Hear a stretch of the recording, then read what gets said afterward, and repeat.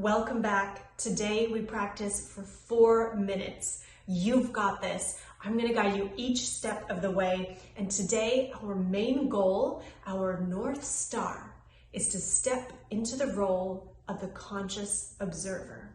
All that to say, we're going to practice observing, witnessing, watching our experiences and sensations without judging any of it as good or bad or anything in between. So we'll start with a body scan to help redirect our thoughts and focus away from any to-do lists or worries or thoughts that might be popping up in your mind as we're sitting together.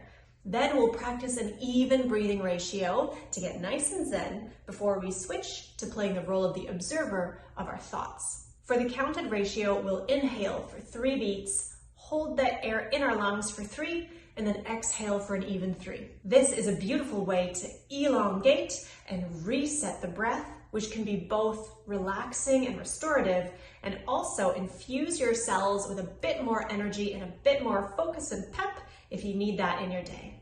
Now, holding the air in your lungs is optional. If you're pregnant, have a respiratory illness, or any difficulties or discomfort breathing, stop at any time and just return to even deep breathing.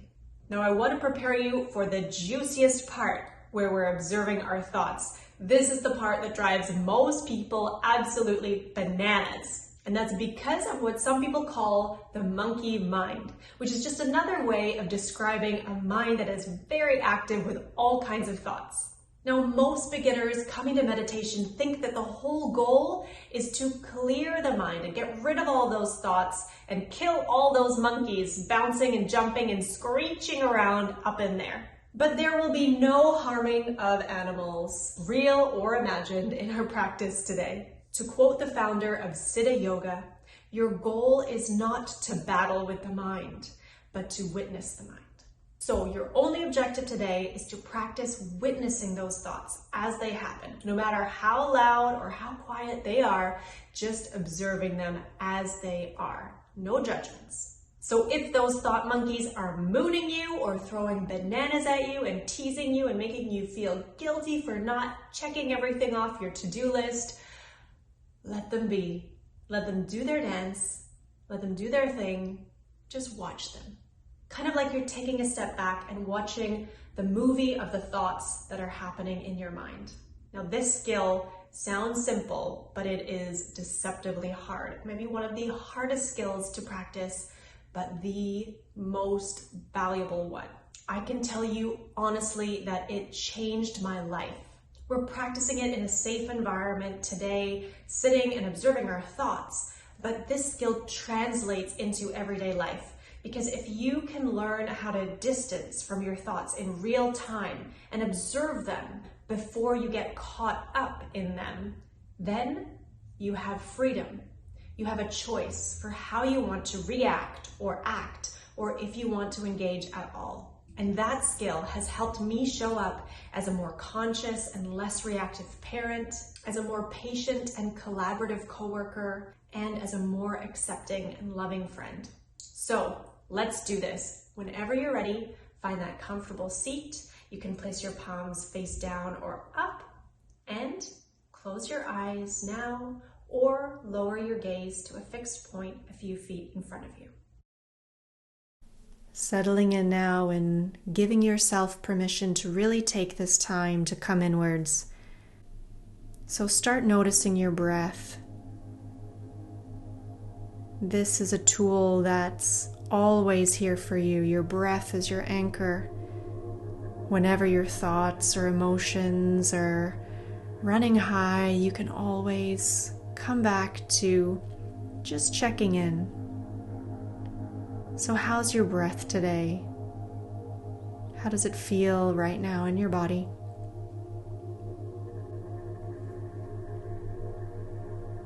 And can you notice just one part of your body that feels a little bit tense or tight?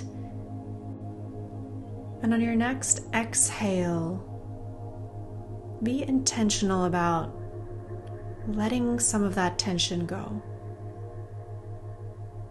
Maybe take a slightly fuller inhale.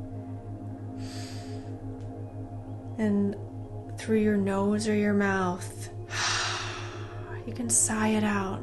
Let your shoulders drop, your muscles relax. Finding that sense of calm in your physical body and in your mind. As we come now to our even breathing ratio, and I'll count you in for the first couple of rounds and then let you focus on counting in your mind on your own. So when you're ready, inhale for 1, 2, 3. Hold that air in your lungs for 2, 3. And exhale, 1, 2, 3.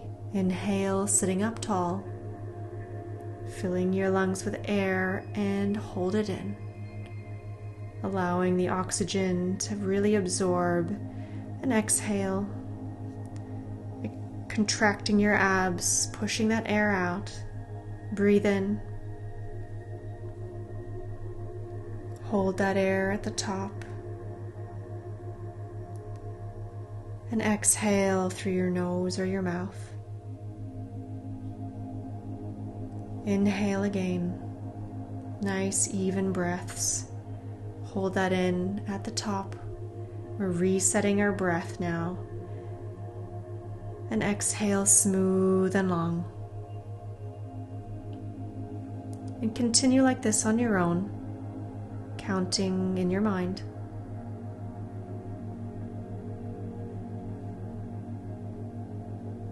Keeping a nice tall spine however you're sitting.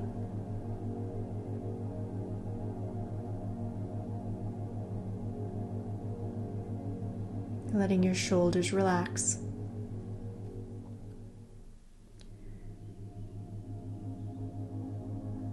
And as you continue counting or simply continue breathing, just noticing any thoughts.